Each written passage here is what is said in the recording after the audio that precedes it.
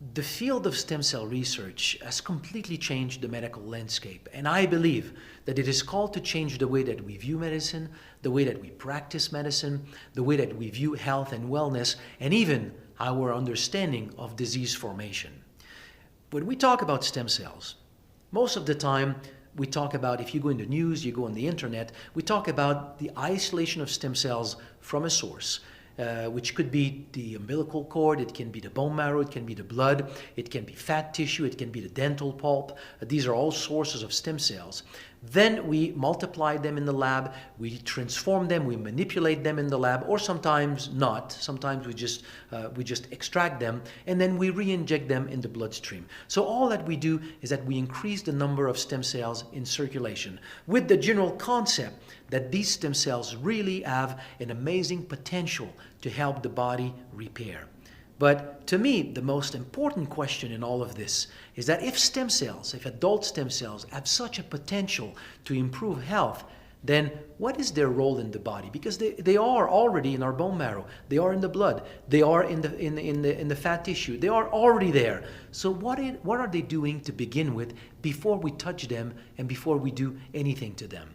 And I think that when we understand them, we understand what stem cells are doing in the body, I think that this is what is really opening the door to a completely novel way of looking at medicine, health and wellness, and even disease formation. What we know today, 15 years after the beginning of this whole adventure in stem cell research, is that stem cells truly constitute the natural repair system of the body.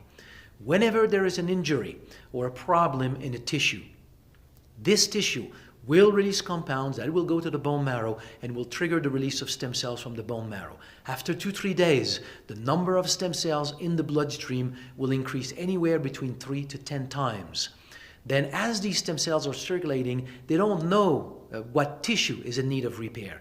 So around the second to the third day, the affected tissue will release locally another set of compounds. So that as stem cells are circulating into the fine capillaries of the affected tissue, these compounds will trigger the migration of these stem cells into the tissue. And upon contact with cellular debris of that tissue, stem cells will proliferate, will multiply, and then will transform into cells of that tissue. This is quite simply the natural repair system of the body. In this whole process, the part that has been the most studied is the release of stem cells from the bone marrow and its consequence, the number of stem cells in circulation. And the conclusion is very simple. More stem cells in circulation means that more stem cells are available to participate to the process of tissue repair. So someone with more stem cells in circulation will simply repair and heal better. So with this in mind, the next question that scientists had started to ask roughly about 10 years ago or so is that if there's such a link between the number of stem cells in circulation and health, then what if we were to trigger the release of stem cells from the bone marrow, release our own stem cells? So if we put that into the context of what we normally know of stem cells, when we do a stem cell treatment, we inject stem cells. So we increase the number of stem cells in circulation through an injection. So the question here is, what if we were to increase the number of stem cells in circulation, not through an injection, but by releasing our own stem cells? And that is really the field of research where I have done most of my work, which is through plants that we have discovered, plants that trigger the release of stem cells from the bone marrow. So what if we were to release our own stem cells and study the impact of this on the course of various diseases? And now this work has been done by many scientific teams worldwide, and the data is very clear. If we can trigger the release of our own stem cells and significantly increase the number of circulating stem cells every day, then we can really change the course of various problems like diabetes, lung disease, kidney disease, liver degeneration, heart disease, even diseases of the nervous system, Parkinson's, spinal cord lesions, for example. Releasing our own stem cells can have a very significant impact on the development of these diseases. Now, to me, what is the most important is what has emerged from all that science that we have not necessarily looked at in much detail. When we do medical research, most of the time, we study diseases. We don't study health. But out of all these studies is emerging something, which is the fact that while we have this repair system in the body, meaning stem cells being released and migrating in tissues that are in need of repair, the same system exists without the presence of an injury. To a lesser extent, but every day of our lives, stem cells leave the bloodstream, migrate in various tissues in the body, and are responsible for the day-to-day renewal, repair, maintenance of tissues. So there's a phenomenon that is emerging, which when you think about it is so obvious. We don't think about it this way, but it's so obvious. Every single disease is linked to cellular loss. You lose cells making insulin, it's diabetes. You lose cells making dopamine in the brain, you have Parkinson. If you lose cells making T3, T4 in your thyroid gland, you have hypothyroidism. If you lose cells in your macula, in your retina, you have macular degeneration.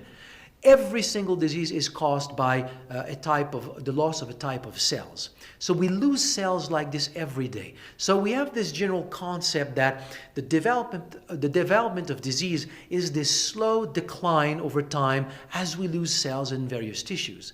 But the new science on stem cells is telling us that we lose cells much more rapidly than we think, but we renew the tissues also very rapidly. So we lose health not because we lose cells. We lose health because we lose the balance between cellular loss and tissue renewal. So it is when we have a decline in the number of stem cells in circulation with age that our ability to repair and renew tissue declines, so cellular loss gains ground.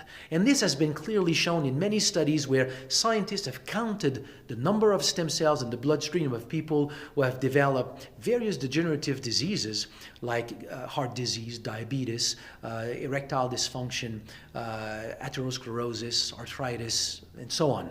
And then they have compared the number of stem cells in the blood circulation of these people with the number of stem cells in the blood circulation of healthy people. And across the board, the average is that we have roughly a little bit less than half the number of stem cells in the bloodstream of people who have developed various degenerative diseases. So there's a direct link here. Forget diseases. There's a direct link with the number of stem cells in the bloodstream and the ability of the body to maintain its organ and tissues, replace the cells that are being lost in order to help the body maintain optimal health. And it is with this in mind that it's really creating a novel understanding of health and wellness, because the best of what medicine can offer today is preventive medicine. But we cannot reach optimal health just by preventing medicine. It's almost like saying, let's try to become rich by preventing poverty. You don't become rich by preventing poverty. You need to have a strategy for wealth. And it's the same thing here. All this knowledge on stem cells is giving us, for the first time in the medical world, a platform where we can really try to reach optimal health. Because today in our society, if we think about it from a little bit of a philosophical standpoint, we define health as the absence of disease. If you don't have a diagnosis of a certain disease, you're considered to be healthy. And you know very well that oftentimes your sleep is not the best. You cannot run 5 miles anymore. Your memory is not what it was to be. There's a lot of things that you know are far from being optimal. But if you don't have a diagnosis, you're considered to be healthy. This new platform about stem cells, for the first time, is giving us a way of thinking about optimal health. We can go way beyond just the absence of disease. We can give the body its own system, its own edge, by supporting its own system of repair and renewal. We can help the body reach optimal health. And to me, that is the future of medicine. Finding ways to support the natural role of stem cells in the body to help the body function optimally.